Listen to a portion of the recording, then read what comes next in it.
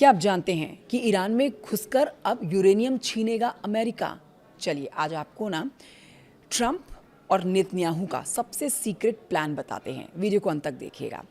जून 2025 की वो रात जब अमेरिका के 7 B-2 स्पिरिट स्टील्थ बॉम्बर्स ने ईरान के फोर्डो और नंतांज परमाणु केंद्रों पर 14 महाविनाशक बंकर बस्टर बम गिराए। अमेरिकी खुफिया एजेंसियों की रिपोर्ट कहती है कि पहाड़ों की गहराइयों में छुपा ईरान का 440 किलो संवर्धित यूरेनियम आज भी सुरक्षित है।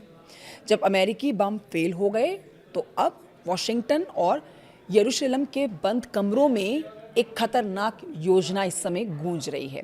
ईरान के अंदर अमेरिकी और इजरायली स्पेशल फोर्सेस को उतारकर यूरेनियम को जबरन छीन लेगा क्या डोनाल्ड ट्रंप का ये प्लान? जानिए। देखिए, डोनाल्ड ट्रंप इतिहास का वो सबसे खतरनाक पन्ना ईरान में दोबारा से पलटने जा रहे हैं जिसे कभी कजाकिस्तान में अंजाम दिया गया था। किस तरह की रणनीति बनाई जा रही है, आपके लिए ये जानना बहुत ज़रूरी है। इस वक्त मिडिल ईस्ट यानी कि मध्य पूर्व में जारी तनाव एक ऐसे मुकाम पर पहुंच चुका है जहां से वापसी का कोई रास्ता ही नहीं है। अमेरिकी राष्ट्रपति डोनाल्ड ट्रंप और इजरायल के प्रधानमंत्री बेंजामिन नेतन्याहू ने एक बेहद खौफनाक और सीक्रेट हैरान करने वाली रणनीति की तरफ इशारा कर दिया है। रणनीति है ईरान के परमाणु ठिकानों में सीधे बूट्स ऑन द ग्राउंड यानी कि अपनी सेना को उतारना और वहां से हथियारों के ग्रेड के करीब पहुंच चुके यूरेनियम को बलपूर्वक बाहर निकालकर ले जाना। अमेरिका का साफ कहना है कि चाहे बातचीत से रास्ता निकले या फिर युद्ध से, वो ईरान के पास यूरेनियम नहीं रहने देंगे। अब जानिए ट्रंप की धमकी और बंकर बस्टर बमों की नाकामी। अमेरिकी राष्ट्रपति डोनाल्ड ट्रंप का हालिया बयान इस बात की तस्दीक करता है कि जो ईरान के परमाणु कार्यक्रम को हमेशा के लिए दफन करने की जिद पर अड़े हैं ना, ट्रंप ने सीधे शब्दों में उन्हें चेतावनी दे दी है कि अगर ईरान के साथ कोई कूटनीतिक समझौता नहीं होता है तो अमेरिकी सेना बेहद क्रूरता से, जी हाँ, बेहद क्रूरता से सैन्य कार्रवाई करेगी और ईरान के परमाणु उपकरणों और संवर्धित यूरेनियम को या तो ऑन साइट नष्ट कर देगी या फिर वहां से उठाकर ले जाएगी। ये साफ कर दिया गया है। साथ ही ट्रंप ने यह भी दावा किया है कि अमेरिकी स्पेस फोर्स ईरान के परमाणु ठिकानों की 24 घंटे निगरानी कर रही है और जो कोई भी उसके करीब जाएगा उसे आसमान से उड़ा दिया जाएगा। इस बीच इजरायली प्रधानमंत्री बेंजामिन नेतन्याहू ने मशहूर अमेरिकी शो 60 मिनट्स में और भी ज़्यादा आक्रामक रुख अपनाते हुए कहा कि ईरान के यूरेनियम को हासिल करने का सबसे बेहतरीन तरीका यही है कि आप अंदर घुसो और उसे बाहर निकाल लें।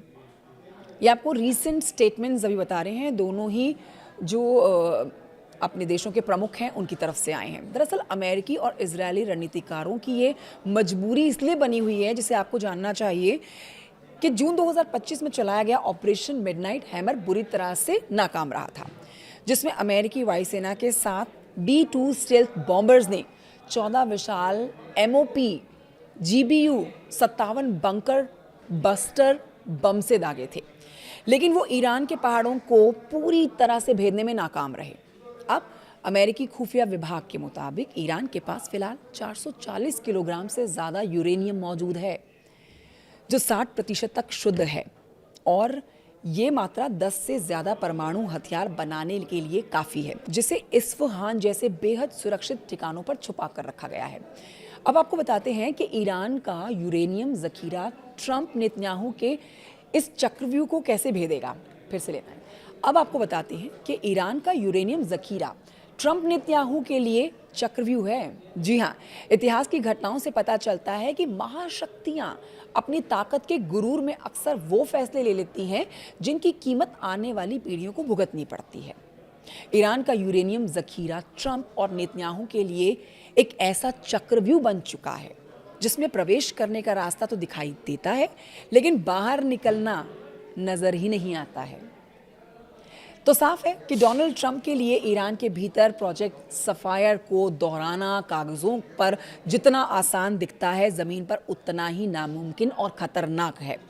लेकिन चूंकि दोनों ही देशों में, दोनों ही नेताओं में इस यूरेनियम जखीरे को नष्ट करने को अपने युद्ध का आखिरी लक्ष्य बनाया हुआ है, तो ऐसे में आने वाले दिनों में हमें इतिहास का सबसे बड़ा सैन्य टकराव देखने को मिल सकता है। ये निश्चित है, ये तय है।